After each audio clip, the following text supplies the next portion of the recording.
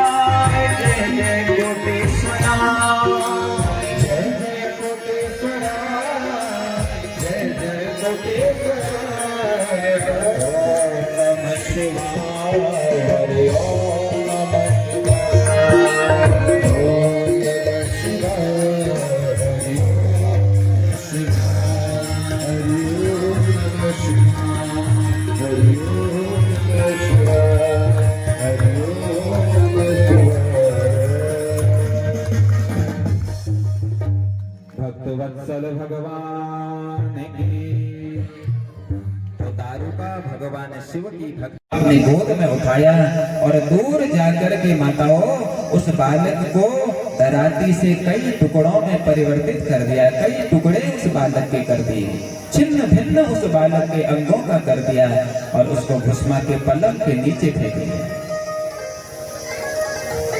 अन्य दिनों की तरह इस बार भी भस्मा, आज भी भस्मा भगवान शंकर का पूजन करने लगी और सुदेहा अपना स्वरूप बदल करके आप रोने लगे। अरे भस्मा, अनर्थ हो गया, देख किसी ने हमारे पुत्र का वध कर दिया। भस्मा, उसके कई टुकड़े कर दिए हैं। भस्मा भगवान शिव का पूजन कर रही है। भस्मा ने कहा जिसने दिया है उसी ने ले लिया होगा। अरे मेरे स्वामी के अलावा, मेरे शंकर के अलावा ऐसा कर्म और कौन कर सकता है? मैंने तो भगवान शंकर पर अपना जीवन छोड़ा हुआ है। मेरे स्वामी, मेरे भोलेनाथ, मेरे आराध्य जो करेंगे उसमें मेरा भला छिपा होगा। भस्मा ने कुछ नहीं बोला और भस्मा की जो यह बड़ी बहन है जिसका नाम सुदेहा है, सुदेहा उस भस्मा के उस बालक को ले गई और ले जा करके उस बालक के टुकड़ों को नदी में फेंक दिया। महाराज, भस्मा ने भगवान शंकर का पूजन किया, शिवलिंगों का निर्माण किया और शिवलिंगों का निर्माण करके जैसे ही भगवान शंकर के उन शिवलिंगों को लेकर के नदी में प्रवाहित करने के लिए भस्मा पहुंची है तो क्या देखती है महाराज? शरीर जिसका काट दिया था इस सुदेहा ने, उस बालक को छिन्न भिन्न करके जिस सुदेहा ने फेंक दिया था, भगवान शंकर की कृपा से वह बालक पुनः जीवित हो गया। बोलो भक्तवत्सल भगवान की जय हो। भगवान शंकर प्रकट हो गए। भस्मा से कहते हैं, भस्मा मांग वरदान मांग। आज मैं तेरी अनन्य भक्ति को देख करके प्रसन्न हुआ। इतना बड़ा कष्ट भस्मा तेरे जीवन में आ गया था।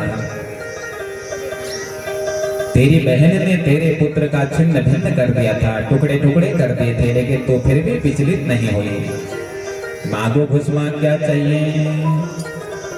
तो कुसुमा कहती है ओ तेरे फूलों से भी प्यार, ओ तेरे कांटों से भी प्यार, तेरे फूलों से भी प्यार, तेरे कांटों से भी प्यार, तेरे फूलों से भी प्यार, तेरे कांटों से भी प्यार, तेरे फूलों से भी प्यार, तेरे कांटों से भी प्यार। जो भी देना चाहे दे दे मेरे सरकार, तेरे फूलों से भी प्यार, तेरे कांटों से भी प्यार, तेरे फूलों से भी प्यार, तेरे कांटों से भी प्यार।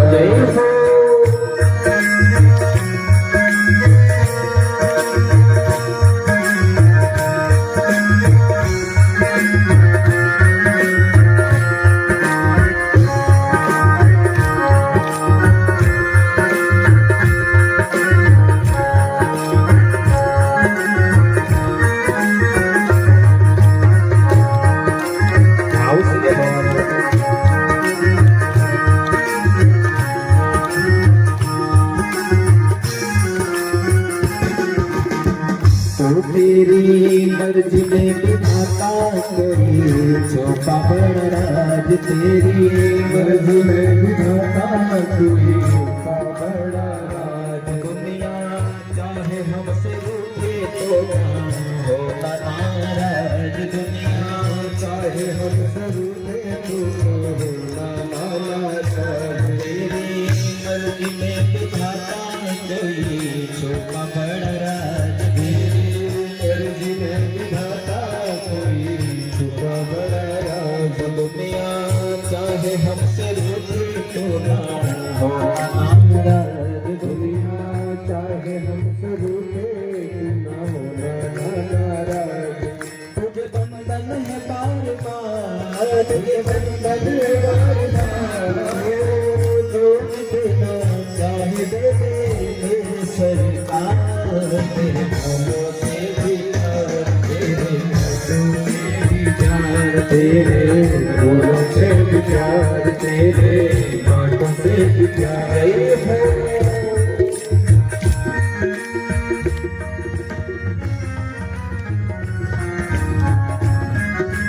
जय हो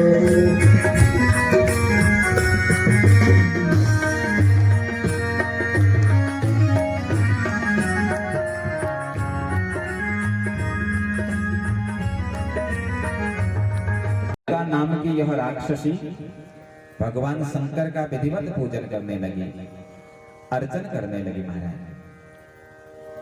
और 1 करोड़ शिव नाम इस दारुका ने जपा, और 1 करोड़ शिव नाम जपने से भगवान शंकर माता पार्वती सहित उस जगह पर प्रकट हो गए। मांगो दारुका तुमको क्या चाहिए? भगवान शंकर कहते हैं मांगो, क्या दूं तुमको मैं? दारुका तो धन मांगेगी तो धन दूंगा, ऐश्वर्य मांगेगी तो ऐश्वर्य दूंगा, स्वर्ग का सुख मांगेगी तो स्वर्ग का सुख दूंगा, क्या चाहिए तुझको बता। दारुका कहते महाराज अगर कुछ देना ही है तो मेरे पति को जीवन दान दे दीजिए, ये जीवित हो जाएंगे। भगवान शंकर कहते हैं दारुका देखो, तुम्हारे पति ने जीवन भर को भी कोई सत्कर्म नहीं किया है, जीवन भर तुम्हारा पति पाप करता रहा, ब्राह्मणों की हत्या करते रहा, संतों की हत्या करते रहा। यहां तक तो दारुका तुम्हारे पति ने मेरे भक्तों का भी अपमान किया। दारुका कहती भगवान क्षमा कर दो, इनके अपराधों को दूर कर दो। और तुरंत भगवान ने अपने भक्त के अधीन होते हुए दारुका के उस पति दारुक को जीवित कर दिया। यह स्थान उस समय गुजरात के पास का था बंधुओं, और गुजरात के पास भगवान नागेश्वर के नाम में स्थापित हो गए। नागेशम दारुका वने। कई लोग दारुका वने का अर्थ देवदार के वृक्षों से मानते हैं, तो दारुका वने देवदार के वृक्षों से कोई संबंध नहीं है। यहाँ पर दारुका बने का अर्थ है दारुका नाम की उस राक्षसी ने भगवान शिव की आराधना करी, जिससे प्रसन्न होकर के भगवान शिव प्रसन्न हुए और नागेश्वर नाम से भगवान प्रकट हो गए और नागेश्वरम ज्योतिर्लिंग के नाम से भगवान प्राविख्यात हो गए। बोलो नागेश्वर भगवान की। तो जागेश्वर में भगवान का ज्योतिर्लिंग नहीं है, अपितु उप ज्योतिर्लिंग है। वास्तविक ज्योतिर्लिंग गुजरात में विराजमान है नागेश्वर ज्योतिर्लिंग, उप ज्योतिर्लिंग हमारे जागेश्वर में जरूर विराजमान है। बोलो शंकर भगवान की जय हो। उसके पश्चात घुस्मेश्वर ज्योतिर्लिंग की कथा प्रारंभ होती है। यह ज्योतिर्लिंग महाराष्ट्र में विराजित है। तो आइए घुस्मेश्वर ज्योतिर्लिंग की कथा भाव से हम श्रवण करें। एक भारद्वाज गोत्र में एक पंडित जी का जन्म हुआ है। पंडित जी का नाम है सुधर्मा। बड़े ही संस्कारी पंडित जी हैं। त्रिकाल संध्या पंडित जी करते हैं। नित्य नित्य गोविंद का स्मरण करते हैं, नित्य नित्य भगवान का ध्यान करते हैं पंडित सुधर्मा। पंडित जी का विवाह सुदेहा नाम की एक स्त्री से हुआ और सुदेहा नाम की पत्नी को पाकर के पंडित सुधर्मा बड़े प्रसन्न रहने लगे। लेकिन महाराज कई समय व्यतीत हो गया, सुदेहा के गर्भ से किसी संतान की उत्पत्ति नहीं हुई, संतान उत्पन्न नहीं हुई। अब तो सब लोग कहते हैं पंडित जी महाराज इतनी पूजा पाठ करते हो, इतना भजन करते हो, लेकिन अभी तक तुम्हारा वंश बढ़ाने के लिए कोई पुत्र उत्पन्न नहीं हुआ। और पंडित जी तुमको पता है जिस वंश में पुत्र की उत्पत्ति नहीं होती है उस वंश में पितृ प्रसन्न नहीं होते। प्रयत्न करो पुत्र प्राप्ति का। तो पंडित जी ने कई प्रयत्न किए, देवताओं का अर्चन किया, भगवान का वंदन किया, लेकिन फिर भी पंडित जी का कोई पुत्र उत्पन्न नहीं हुआ। तो जो पंडित जी की जो पत्नी जो सुदेहा है महाराज, सुदेहा ने कहा देखो महाराज संसार वाले तुमको ताने सुना रहे हैं, तो तुम एक काम करो, मेरी छोटी बहन है जिसका नाम है घुस्मा, तुम उस घुस्मा से विवाह कर लो, क्योंकि हम दोनों बहनें हैं, प्रेम से एक साथ एक घर में रहेंगी। और हो सकता है क्या पता घुस्मा को यहाँ लाने से घुस्मा के गर्भ से कोई संतान की उत्पत्ति हो जाए जिससे तुम्हारा वंश चले। तो पंडित जी ने दूसरा विवाह घुस्मा से कर दिया। और जब घुस्मा से पंडित जी ने दूसरा विवाह किया महाराज, उस घुस्मा के गर्भ से एक पुत्र की उत्पत्ति हुई। और जब वह पुत्र उत्पन्न हुआ तो घुस्मा का यश पूरे परिवार में फैलने लगा। अरे देखो कितनी श्रेष्ठ घुस्मा है, इस घुस्मा के आने से हमारा कुल दीपक उत्पन्न हुआ। सब लोग घुस्मा की प्रशंसा करने लगे, सब लोग घुस्मा को अपने घर बुलाने लगे पंडित जी के साथ। लेकिन सुदेहा का धीरे धीरे सब त्याग करने लगे। तो सुदेहा अपनी बहन घुस्मा से द्वेष करने लगे। अरे जब से यह घुस्मा मेरे घर आई है, मेरा तो यश धीरे धीरे समाप्त हो गया है। इस घुस्मा के आने से मेरा यश धीरे धीरे समाप्त नहीं हुआ। जब से यह घुस्मा के गर्भ से जब यह पुत्र उत्पन्न हुआ, इस पुत्र के उत्पन्न होने से मेरा यश कम हो गया है। तो क्यों ना मैं इस पुत्र को नष्ट कर दूं, इस पुत्र का वध कर दूं। घुस्मा भगवान शंकर की परम भक्त थी, भगवान शंकर का पूजन किया करती थी। बिना भगवान शंकर के पूजन किए घुस्मा कहीं जाती नहीं थी महाराज। ये प्रसाद कहाँ का है, किस देवता का पूजन का प्रसाद है, और जिस प्रसाद में तुलसा पड़ी हो वही प्रसाद ग्रहण करना चाहिए। और तुलसा केवल दो जगहों के प्रसाद में पड़ी होती है, एक तो कथा के प्रसाद में और दूसरा मंदिर के प्रसाद में।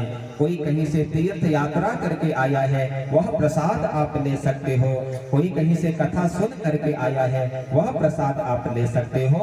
लेकिन किसी ने राहु केतु शनि मंगल का पूजन जप किया हो और वहां से वह प्रसाद तुमको दे रहा हो तो उस प्रसाद को आप केवल सिरोधार्य कर सकते हैं। तो प्रसाद आप दूसरे को दे सकते हो। तुमको प्रसाद मिला तो तुम पड़ोसी को भी दे सकते हो, बगल वाले को भी दे सकते हो, लेकिन फल मिलेगा तो केवल तुम उस फल को ग्रहण करोगे। उस फल में किसी और का अधिकार नहीं है। तो देखो, जैसे ही केकई ने विषाद मन में उत्पन्न हुआ, सुमि नामक पक्षी प्रसाद को लेकर के उड़ गया और उड़ करके सीधे अंजना मैया के हाथ में वह प्रसाद डाल दिया। तुलसा माँ प्रसाद में पड़ी थी। तुलसा माँ को देख करके अंजना ने प्रसाद ग्रहण किया और हनुमत लाला उत्पन्न हुए हैं, राम भक्त उत्पन्न हुए हैं। बोलो भक्त वत्सल भगवान की जय हो। अब कौशल्या ने देखा कि हमारी बहन केकई के हाथ का प्रसाद तो कोई लेके उड़ गया, तो तुरंत कौशल्या ने अपने प्रसाद को आधे भाग में बांटा और आधा भाग कौशल्या ने उस प्रसाद का केकई को दे दिया। अब केकई का मन बदल गया, तो केकई ने क्या किया? केकई ने अपने प्रसाद का आधा भाग किया, सुमित्रा को दे दिया। अब कौशल्या के पास एक भाग, केकई के पास एक भाग और सुमित्रा के पास हो गए प्रसाद के दो भाग।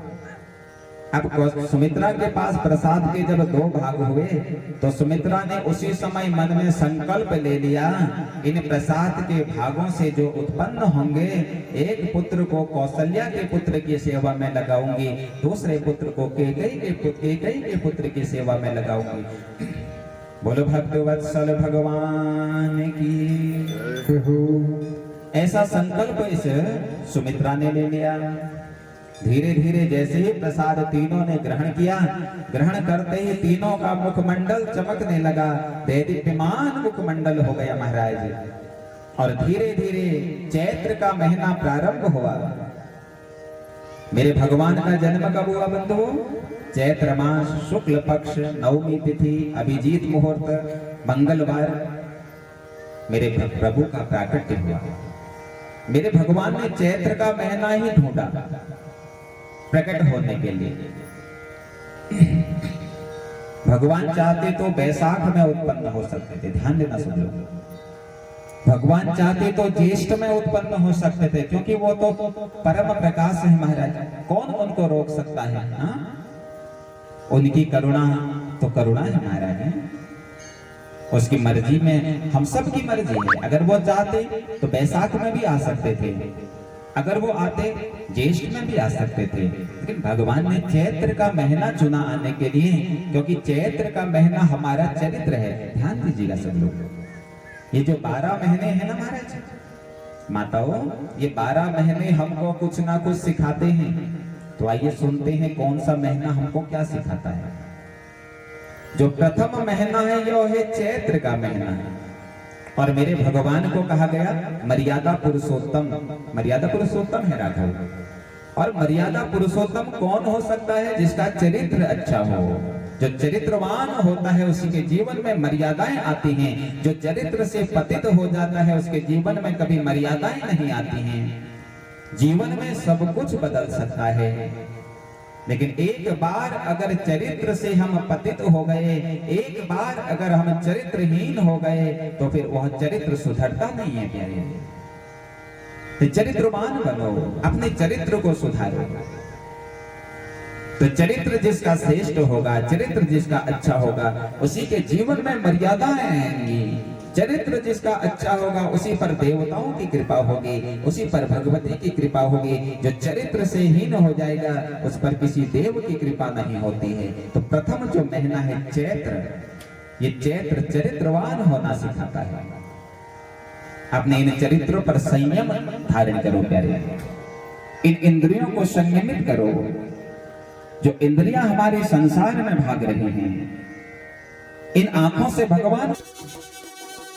तो दोस्तों, ये था हमारा आज का वीडियो। कैसा लगा अवश्य बताएं, और आप सभी से निवेदन है कि हमारे चैनल बुरांस को अधिक से अधिक लाइक करें, शेयर करें, सब्सक्राइब करें, ताकि इस प्रकार की खूबसूरत वीडियो हम अनेक लोगों तक पहुंचा सकें और कुछ प्रेरणाप्रद बातों को आप सभी के साथ साझा कर सकें। आप सभी का बहुत बहुत धन्यवाद। श्री नौलिंग श्री बैजान जी का आशीर्वाद आप सभी पर बना रहे। और इस प्रकार के धार्मिक पुण्य कार्य हमारे क्षेत्र में निरंतर होते रहें। आप सभी का बहुत बहुत धन्यवाद।